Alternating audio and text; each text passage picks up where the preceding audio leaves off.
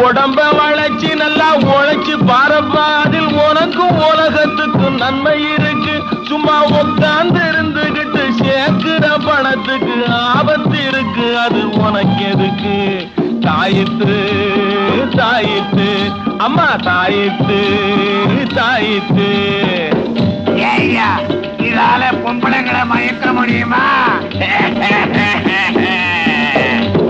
கண்ணும் கருத்துமே பெண்ணை கவர்ந்துடும், காதலும் வாழ்வும் தொடர்ந்துடும். கண்டா கண்ட பக்கம் திரிஞ்சா கையும் காலும் வாழ்வும் துண்டு துண்டா தொங்கும்படி நேர்ந்துடும். தம்பி, அதெல்லாம் செய்யாது, இது வேற. தாயித்து தாயித்து அம்மா தாயித்து தாயித்து.